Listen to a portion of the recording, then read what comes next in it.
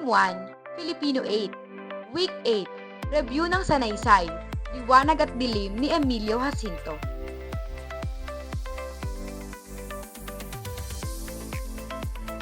Magandang araw, Grade 8! Sa ating aralin ngayon, pag-uugnayan natin ang isang mahalagang akda mula sa panahon ng himagsikan at ang makabagong paraan ng pagpapahayag gamit ang video at animasyon. Ang ating pangunahing akda ay ang Liwanag at Dilim ni Emilio Jacinto. Susuriin natin ang mensahe nito tungkol sa pagkakaiba ng panlabas na ningning at tunay na liwanag. Pagkatapos nating maunawaan ang sanaysay, gagamitin natin ang teksto, larawan, kulay, tunog, video, at iba pang elementong biswal upang makabuo ng isang tekstong multimodal. Sa madaling salita, magsisimula tayo sa lumang panulat at magtatapos sa makabagong malikhaing presentasyon.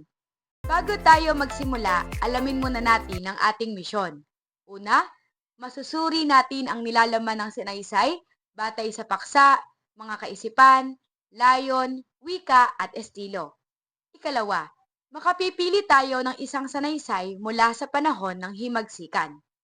Ikatlo, makapagtatala tayo ng mahalagang punto, ebidensya, at mga ilustrasyong maaaring gamitin sa video o animasyon.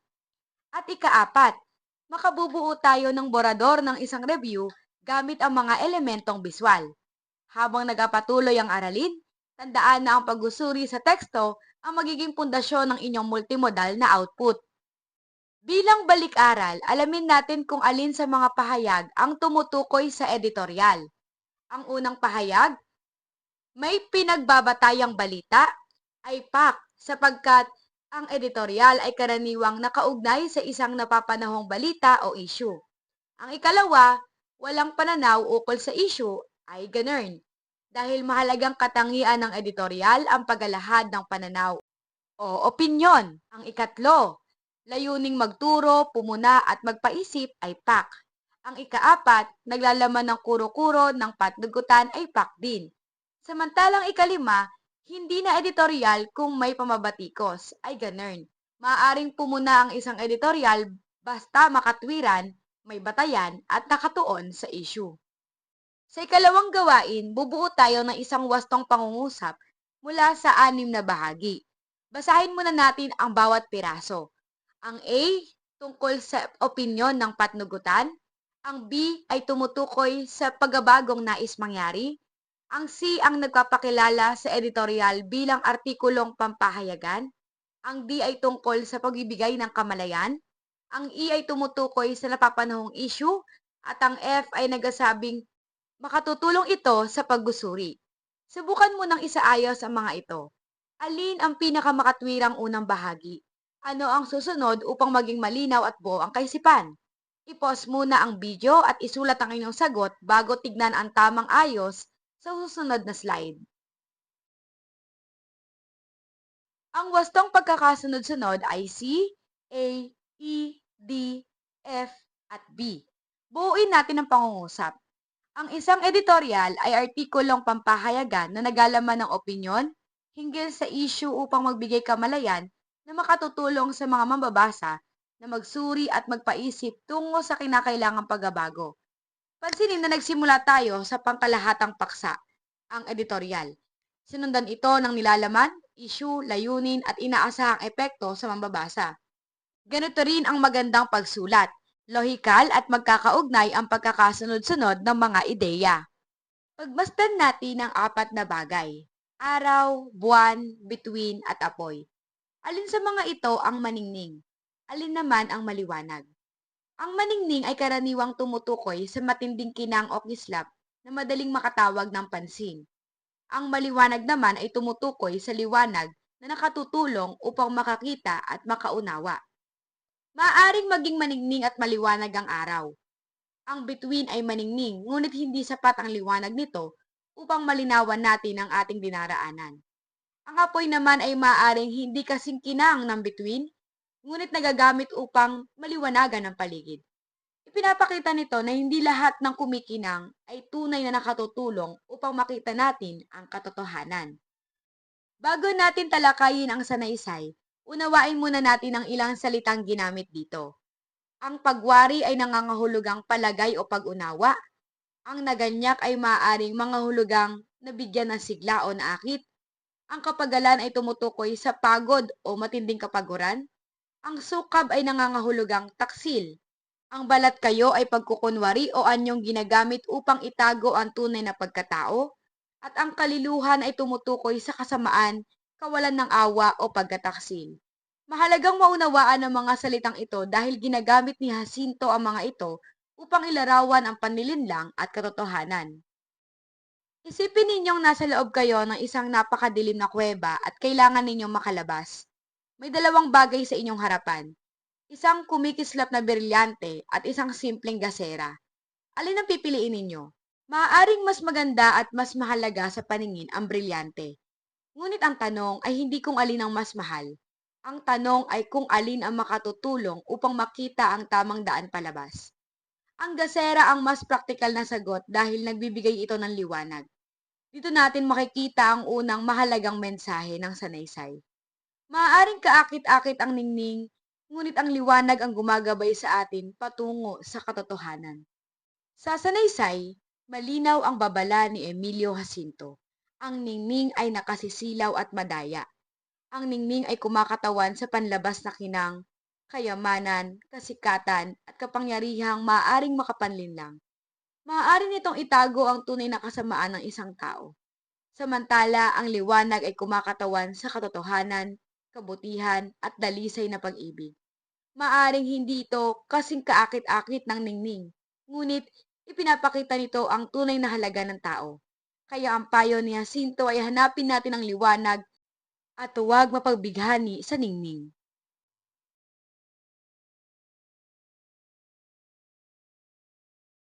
Kilalanin natin ang may akda. Si Emilio Jacinto ay tinaguri ang utak ng katipunan. Ginamit niya ang sagisag panulat na Dimas Ilaw. Malaki ang naging papel niya sa kasaysayan sapagkat sumulat siya ng mga pilosopikal at moral na pananaw na nagisilbing gabay ng mga revolusyonaryo laban sa mga Kastila. Ang liwanag at dilim ay koleksyon ng kanyang mga sanaysay. Hindi lamang nito tinatalakay ang kalagayang pampolitika noong panahon ng himagsikan. Nagbibigay rin ito ng aral tungkol sa dangal, katarungan, katotohanan at wastong pagkilala sa kabutihan. Ang kanyang mga salita ay nagsilbing tanglaw sa mga katipunero sa gitna ng madilim na panahon. Liwanag at dilim ni Emilio Jacinto. Ang liwanag at dilim ay isang makapangyarihang koleksyon ng mga sanaysay ni Emilio Jacinto, ang tinaguriang utak ng katipunan. Sa mga akdang ito, isinulat niya ang mga pilosopikal at moral na pananaw na nagsilbing gabay sa mga revolusyonaryo noong panahon ng himagsikan laban sa mga Kastila. Ang ningning at ang liwanag. Ang ningning at ang liwanag ay isang makapangyarihang sanaysay ni Emilio Jacinto na isinulat sa ilalim ng sagisag panulat na Dimas Ilaw. Isa ito sa mga akdang bumuo sa koleksyong liwanag at dilim na nagsilbing moral at pilosopikal na gabay ng katipunan. Ang ningning at liwanag ay nakasisira ng paningin. Ang liwanag ay kinakailangan ng mata upang mapagwari ang buong katunayan ng mga bagay-bagay. Ang bubog kung tinatamaan ng nag-aapoy na sikat ng araw ay nagniningning, ngunit sumusugat sa kamay ng nagaganyak na dumampot.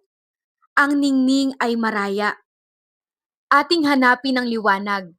Tayo'y huwag mabighani sa ningning. Sa katunayan ng masamang naugalian, nagdaraan ng isang karwaheng maningning na hinihila ng kabayong matulin. Tayo'y magpupugay at ang isa sa loob ay mahal na tao ang nakalulan.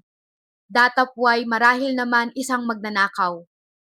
Marahil sa ilalim ng kanyang ipinatatanghal na kamahalan at mga hiyas na tinataglay ay natatago ang isang pusong sukaban.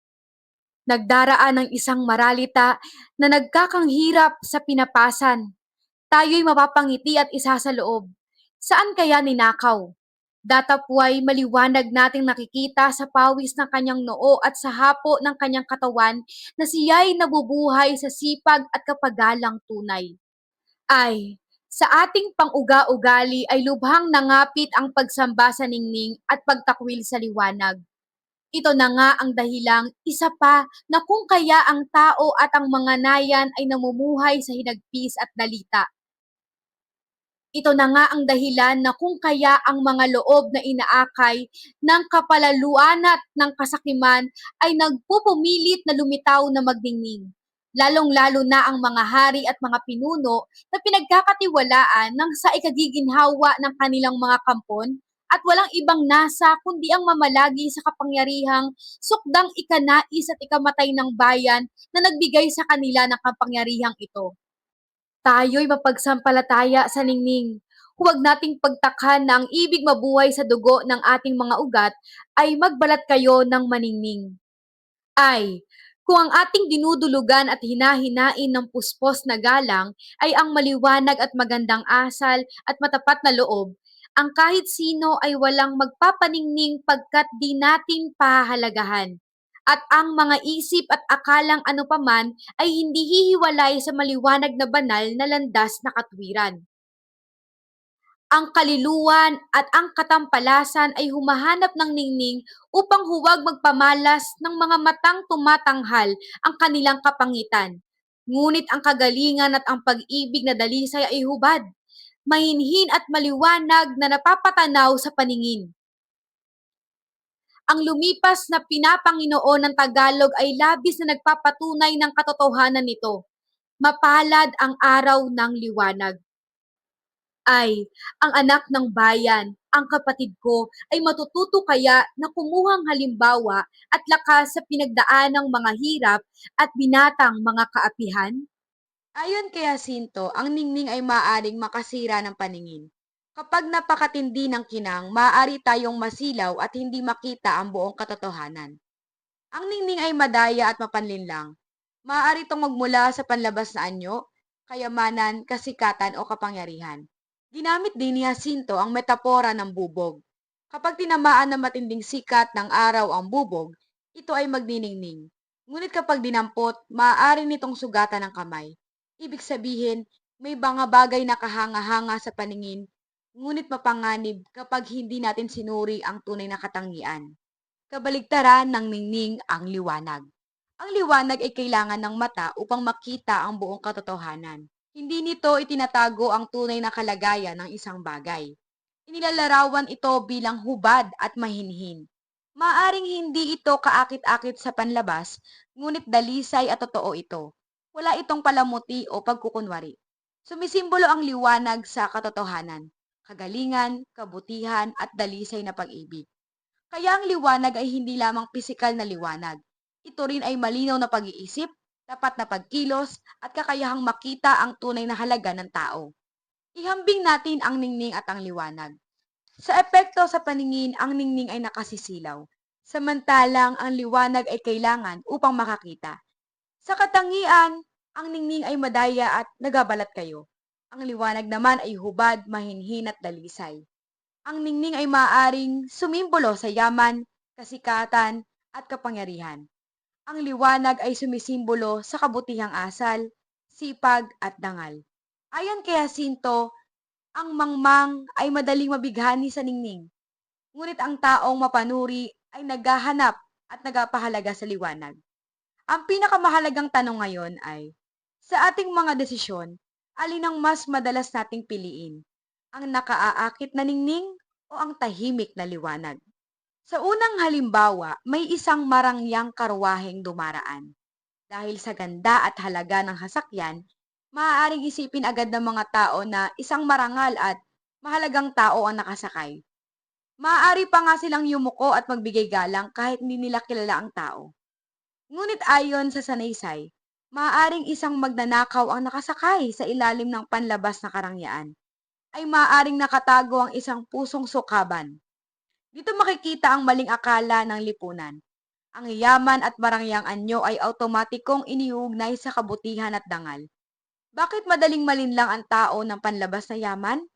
Dahil kadalasan, hinuhusgahan natin ang pagkatao batay sa nakikita bago natin alamin ang katotohanan.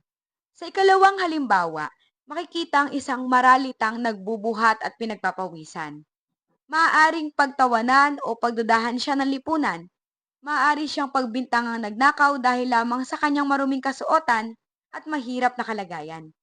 Ngunit ang pawis at pagod sa kanyang katawan ay maaaring patunay na nabubuhay siya sa sipag at marangal na paggawa. Dito'y pinakikita ni Jacinto na hindi nangangahulugang mababa ang halaga ng isang tao dahil mahirap siya. Ang tunay na liwanag ay makikita sa kanyang pagsisikap, dangal, at katapatan. Kaya hindi natin dapat sukatin ang pagkatao batay lamang sa damit, salapi, o posisyon. Hindi lamang individual ang maaaring gumamit ng ningning. Maaari rin itong gamitin ng mga taong nasa kapangyarihan.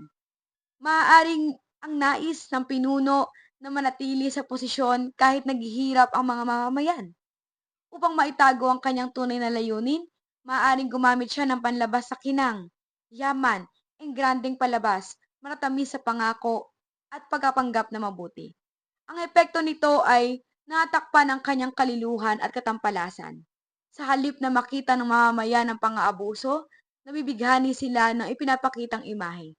Dahil dito, patuloy na nabubuhay ang tao sa hinagpis at dalita. Kaya mahalaga ang mapanuring pag-iisip sa pagpili at pagusuri sa mga pinuno. Ngayon, subukin natin ang inyong pag-unawa sa tekstong liwanag at dilim. Isulat sapat lang ang have kung ang pahayag ay binanggit o sinusuportahan ng teksto, at walay naman kung hindi. Basahin muna ang bawat pahayag at sagutin bago natin talakayin. Bilang isa, ang sagot ay walay. Ang ningning ang nakasisilaw at nakasisira ng paningin. Ang liwanag naman ay kailangan upang makita natin ang buong katotohanan. Bilang dalawa, ang sagot ay have. Ito mismo ang mahalagang pag-alarawan ni Jacinto sa liwanag. Tinutulungan tayo nitong makita at maunawaan ang katotohanan. Bilang tatlo, ang sagot ay have. Maaaring maging kaakit-akit ang ningning, ngunit maaari rin itong itago ang kasamaan at pagkukunwari. Bilang apat, ang sagot ay have. Makikita ito sa mga halimbawa ng marangyang karwahe at ng maralitang manggagawa. Madalas ating iniugnay ang yaman sa kabutihan at ang kahirapan sa kasamaan, kahit wala tayong sapat na batayan. Bilang lima, ang sagot ay walay. Ayon sa akda, karaniwang mas madaling mabighani ang tao sa panlabas sa ningning kaysa hanapin ang tunay na liwanag. Bilang anim, ang sagot ay walay. Ang ningning ay maaaring magbigay ng pansamantalang paghanga, ngunit hindi ito garantiyan na tunay na kabutihan, kasiyahan o tagumpay. Bilang pito, ang sagot ay have. Inilalarawan sa teksto kung paano maaaring gamitin ng mga pinuno ang ningning, yaman at pagkapanggap upang mapanatili ang kapangyarihan. Bilang walo, ang sagot ay walay. Hindi liwanag ang mapagbalat kayo. Ang ningning ang kumakatawan sa pagkunwari, panilinlang, ang liwanag ay hubad, dalisay at totoo. Bilang siyam, ang sagot ay walay. Ang tunay na pag-ibig at kabutihang loob ay hindi narusukat sa panlabas na anyo lamang. Nakikita ito sa kilos, malasakit at tapat na paikitungo sa kapwa. At ang bilang 10, ang sagot ay have. Ang masamang tao ay maaaring gumamit ng yaman, kasikatan, kapangyarihan at peking kabutihan upang maitago ang tunay niyang pagkatao. Kung nakuha ninyo ang karamihan ng mga sagot, mahusay. Tandaan na ang ningning ay maaaring makasilaw at manlinlang, samantalang ang liwanag ang tumutulong upang makita natin ang katotohanan. Basahin natin ang bawat sitwasyon at tukuyin kung ito ay ningning o liwanag. Una, isang politikong sikat at namimigay ng pera tuwing eleksyon, ngunit sangkot sa korupsyon. Ito ay ningning sapagkat ginagamit ang kasikatan at pera upang matakpan ang katiwalian. Ikalawa, isang kilalang mag-aaral na tahimik at tumutulong sa mga kaklaseng nahihirapan. Ito ay liwanag, sapagkat ang kabutihan ay ginagawa ng walang paghahanap ng papuri. Ikatlo, pagbili ng pekeng mamahaling sapatos upang magbukang mayaman. Ito ay ningning dahil nakatuon sa panlabas na anyo at pagkapanggap. Ikaapat, pang-anim at pagkasabi ng totoo, kahit mapagalitan. Ito ay liwanag sapagkat pinipili ang katotohanan kahit mahirap. Pagnilayan natin ang tatlong mahalagang tanong. Una, ano ang ginagawa ng kaliluhan o kasamaan upang maitago ang tunay nitong kapangitan? Gumagamit ito ng ningning, pagkukunwari, yaman, kapangyarihan at pekeng kabutihan. Ikalawa, bakit sinabi ni Jacinto na mapalad ang araw ng liwanag? Sapagkat kapag nananaig ang liwanag, mananaig din ang katotohanan. katarungan, kabutihan, at tapat na paglilingkod. Ikatlo, bakit ginagamit pa rin ng ilang makabagong pinuno ang ningning? Maaring dahil epektibo itong paraan upang makuha ang atensyon, suporta at tiwala ng mga taong hindi nagusuri ng malalim. Ang mga tanong na ito ay nagapakitang buhay at makabuluhan pa rin ang sanaysay sa kasalukuyang panahon. Ang pinakapuso ng sanaysay ay makikita sa pahayag. Ang ningning ay madaya, ating hanapin ng liwanag.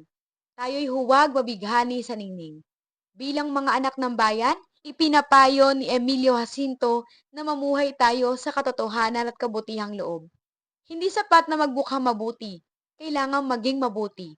Hindi sapat na maging tanyag, kailangan maging tapat. Ang liwanag ay hindi lamang nakikita ng mata. Ito ay nararamdaman at sinasabuhay ng pusong makatarungan, matapat at may malasakit sa kapwa. Paano natin maiuugnay ang sanaysay sa kasalukuyang panahon? Sa social media, ang ningning ay maaaring makita sa mga edited na larawan, clickbait, viral trend at peking impormasyong idinisenyo upang makakuha ng likes at shares. Ang liwanag naman ay makikita sa fact-checking, paghahanap ng orihinal na sanggunian at responsableng pagbabahagi ng katotohanan. Sa pagpili ng pinuno, ang ningning ay maaaring makita sa sayaw, kasikatan, magandang slogan at maratamis sa pangako. Ang liwanag naman ay makikita sa track record, malinaw na plataporma, malinis na intensyon at tapat na paglilingkod. Kaya ang aral ni Jacinto ay mahalaga pa rin. Huwag magpasya batay lamang sa panlabas na anyo. Buuin natin ang mga salitang nasa palaisipan. Ang kabuuang pinag-uusapan sa akda ay paksa. Ang mahalagang ideyang naisabihin ng manunulat ay mga punto. Ang nais ipaunawa o ipagawa ng manunulat sa mamabasa ay ang layon. Ang antas ng wikang ginagamit sa gawaing intelektual ay formal. Ang pamamaraang ginagamit sa pagpapahayag ay estilo. At ang balangkas o unang anyo ng husulating akda ay borador. Ang anim na sangkap na ito ang gagamitin natin sa pagusuri at paggawa ng sariling review. Ilapat natin ang mga sangkap sa sanaysay. Ang paksa ay ningning at liwanag. Kabilang sa mahalagang punto na mas pinipili ng tao ang ningning at ang ningning ay madaya at mapagkunwari. Ang layon ay hikayatin ang mamabasa na piliin ang liwanag at katotohanan. Ang ginamit na wika ay formal at pampanitikan. Sa estilo, gumamit si Jacinto ng paglalarawan, paghahambing, simbolismo at mga sitwasyon tulad ng karwahe at maralita.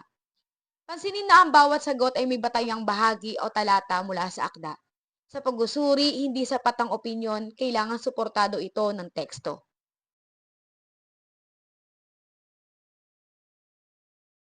Ngayon ay pipili kayo ng isang sanaysay mula sa panahon ng himagsikan. Kabilang sa mga pagpipilian ang dapat mabatid ng mga Tagalog at katipunang marahas sa mga anak ng bayan ni Andres Bonifacio. Maaari ring piliin ang pahayag o mga aral ng katipunan ni Emilio Jacinto. Kasama rin ang El Verdado Decalogo ni Apolinario Mabini. Pumili ng isang akda nais niyong suriin at gawa ng review. Isaalang-alang kung nauunawaan ninyo ang paksa nito at kung mayroon kayong sapat na sanggunian, ebidensya at ideyang biswal na maaaring gamitin sa video o animasyon. May anim na bahagi ang inyong borador. Una, ilagay ang pamagat at datos. May akda, taon at sanggunian. Ikalawa, ipaliwanag ng maikli ang paksa. Ikatlo, itala ang pinakamahalagang punto. Ikaapat, tukuyin ang layon at patunayan ito gamit ang CP o ebidensya mula sa teksto. Ikalima, suriin ang wika at estilo. Formal ba ang wika? Gumamit ba ng paghahambing, simbolismo, paglalarawan o panghikayat? At ikaanim, tukuyin ang mensahe o aral na nais iwan sa manonood. Kapag malinaw ang anim na bahagi, mas magiging madali ang paggawa ng video o animasyon. Paano natin bibigyan ng buhay ang ating script? Kung ang paksa ay ningning at liwanag, maaari tayong gumamit ng araw, bituin, apoy o prismang sumasalamin ng liwanag. Kung ang punto'y madaya ang ningning, maaaring gumamit ng maskarang may magandang harapan, ngunit may nakatagong masamang mukha. Maaari ring gumamit ng alahas, ginto, karwahe o iba pang mga simbolo ng panlabas na yaman. Para sa estilo, maaaring ipakita ang paghahambing sa pamagitan ng magkakatabing eksena, liwanag at dilim, kabutihan at kasamaan o katotohanan at pagkukunwari. Huwag kalimutang itala ang sanggunian o credits ng mga larawang gagamitin.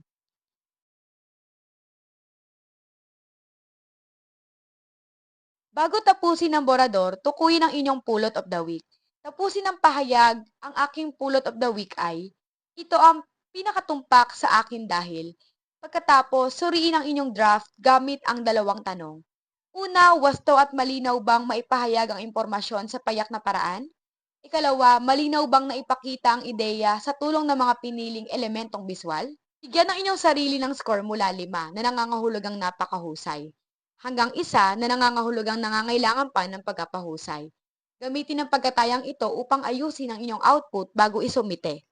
Subukin natin ang inyong pag-unawa.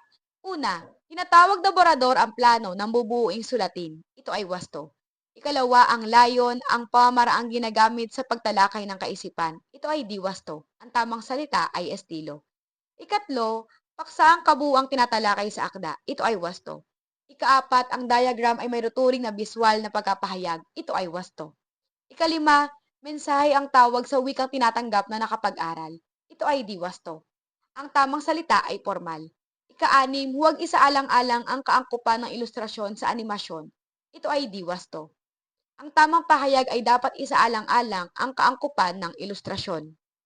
Para sa pangwakas na gawain, ayusin ang inyong borador at gamitin ito upang makapaglikha ng isang pinal na review ng sanaysay sa anyong multimodal. Maaring video o presentation o animasyon. May 5 pamantayan at bawat isa ay katumbas ng 20%. Una, introduksyon, dapat malinaw at makapanghihikayat. Ikalawa, organisasyon ng ideya. Dapat lohikal at may matibay na ebidensya mula sa teksto. Ikatlo, diskusyon o pag-usuri, dapat balanse at objektibo. Ikaapat, konklusyon, dapat malinaw ang pangkalahatang pag-usuri at may hamon o mensahe sa manonood. At ikalima, mechanics at visual. Wasto ang balaril at nakatutulong ang mga larawan, kulay, tunog at iba pang elemento sa pagpapaliwanag. Tandaan, ang isang mahusay na multimodal na review ay hindi lamang maganda sa paningin. Malinaw sa katotohanan, organisado at makabuluhan din ang mensahe.